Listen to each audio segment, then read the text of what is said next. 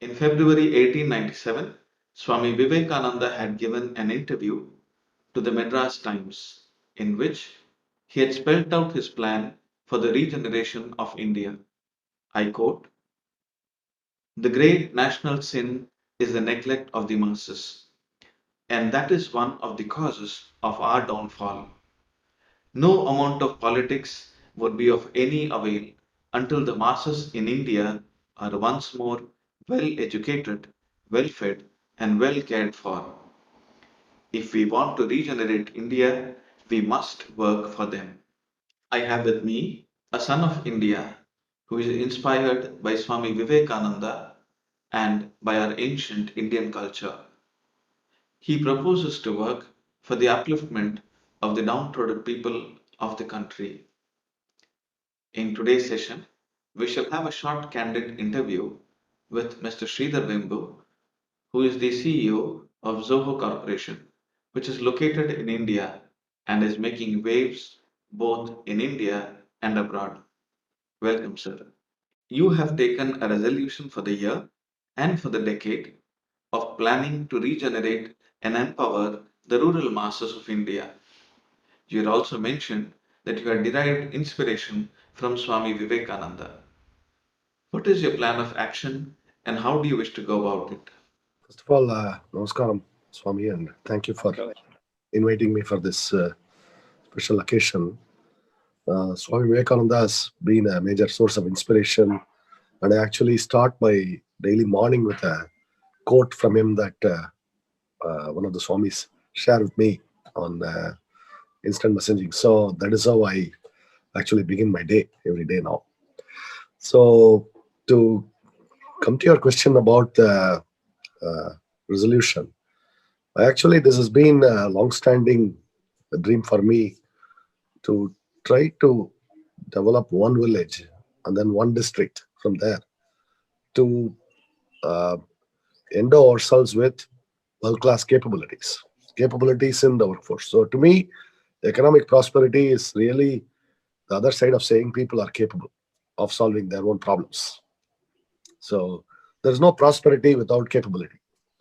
So to me, prosperity means we elevate ourselves so that we are able to solve our own problems and we are able to fulfill our own needs. So it's really that ability to stand on our own 2 feet, that is the capability, and that is what I want to be able to help, starting with a village and then one district to achieve. That is the goal, and this has been long-standing dream, and our experience in Zoho, where we have elevated the capability level of a whole set of our employees so that we are able to compete worldwide, gives me hope that we will be able to do this at a village level and a district level. There is one beautiful quotation of Swami Vivekananda, which I would like to share here, which perfectly reflects what you've just put across to all of us. The quotation says, "Individuals being raised, the nation and its institutions are bound to rise. The salvation of India, therefore, depends on the strength of the individual and the realization by each man of his divinity within." So your idea of going to the nucleus, finding the person, making the person strong, and thereby having the nation rise, is perfectly in sync with Exactly. what Yeah. Swamiji has mentioned to us. Yes. That is exactly right. And to me, the raise and capability is the spiritual capability and the know-how, the secular knowledge needed, the scientific knowledge, the technical knowledge needed to help ourselves. Both go together to me. Yes, The yes, spiritual and the technological material progress both go together.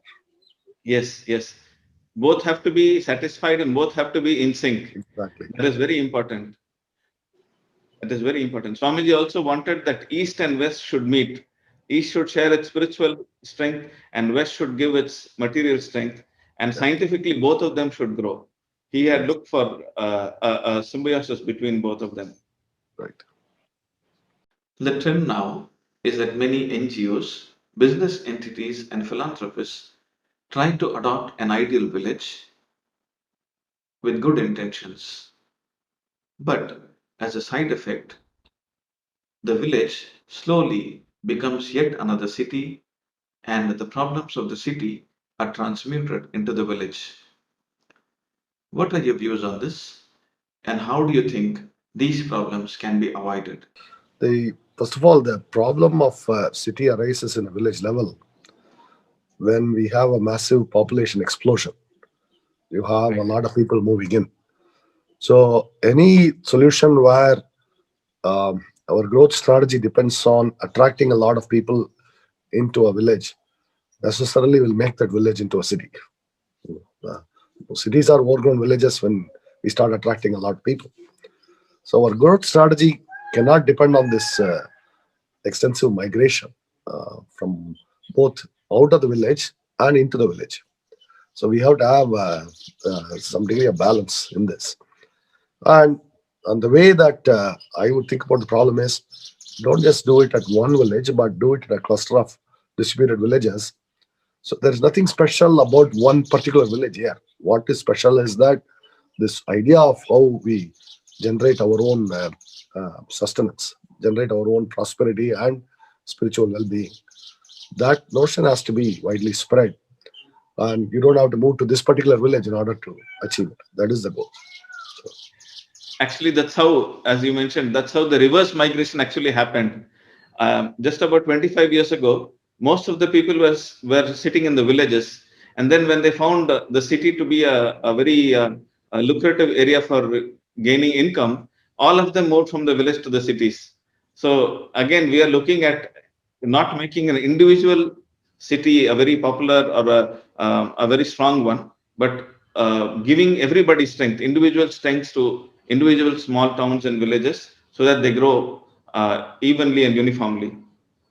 With your experience as an entrepreneur over the years, you seem to have inculcated an ascetic spirit, a liking for minimalism, for your inner growth, and an expanded social outlook for the society's growth.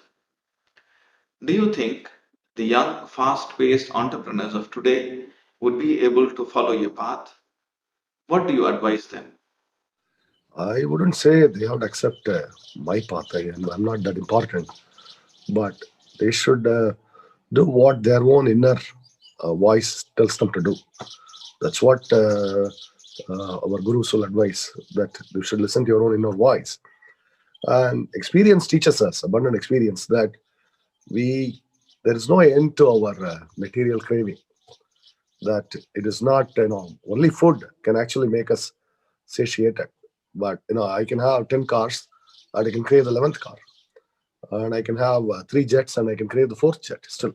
So there is no end. And however much money I have, I always seem to want more. So that is a thing that our inner craving dictates. So when we um, are only governed by those cravings, we cannot actually achieve the inner peace. And that is something that our own age old, thousands of years of our spiritual practice tells us that. So it's not something that I have any say on this. I'm a mere humble student of this. So what I would tell young entrepreneurs is truly reflect from within. Ask yourself what is important to you, and proceed. Hear your own inner voice and proceed. That's what I will say. Something in the likes of simple living and high thinking. Yes, and that seems to provide the maximum inner satisfaction. That and I don't derive any particular joy from buying another gadget, but Right.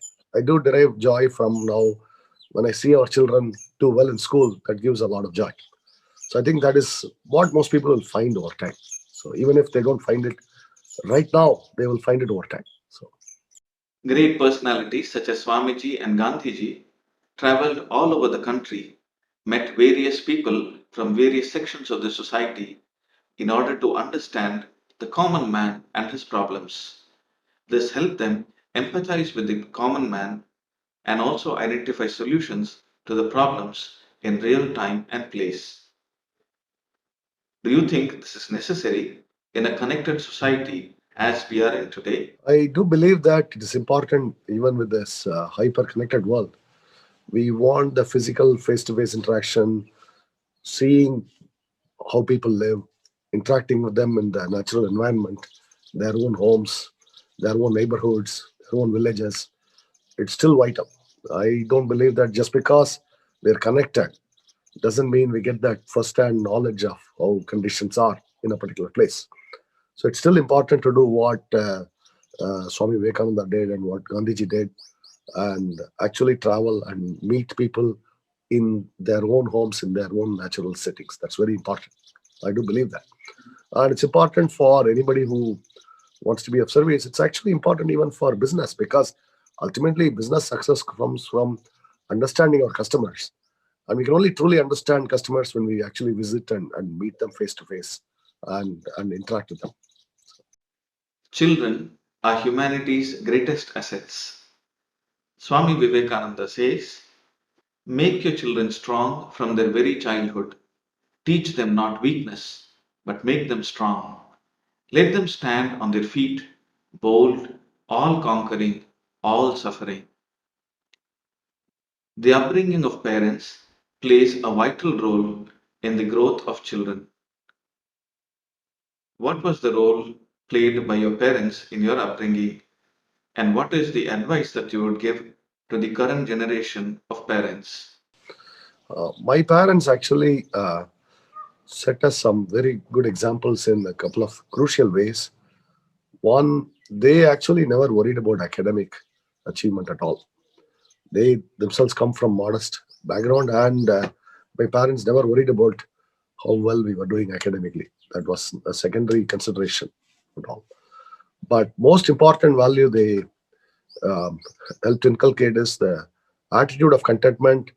Our background, economic background, was modest, but they will drill into us that we will only buy something when we can afford it and when we can pay for it. That we would not borrow to buy something.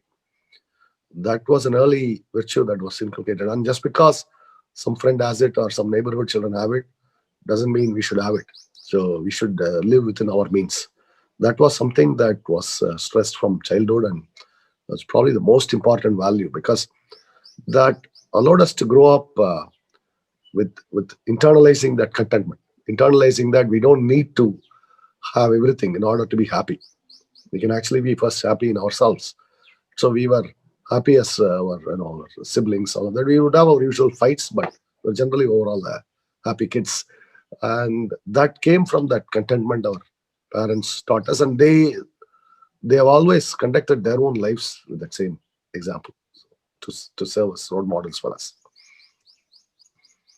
So, what would you advise the present generation of parents? How should they bring up their kids? Yeah.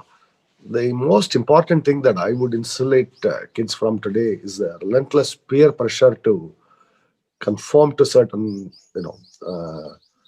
ways of thinking, that all the friends think one way and I have to think that way. And again, they conform to the expectations that they have these kind of shoes. I have to wear those shoes. They dress a particular way. I have to dress that way. They have the latest gadgets. I have to have it. All those kinds of pressures is what parents should insulate their kids from. Second, I particularly this applies to middle class parents. Don't endlessly program your child's existence with this class and that class and every weekend everything. I mean, kids have to have a lot of free time, unstructured free time to play. And in fact, I would not. Our own school, we have adopted a policy: no homework. So when 4 o'clock school leaves, they are free and they just enjoy their evenings, play with their friends, and go get an early sleep so that they can rise early. All of that.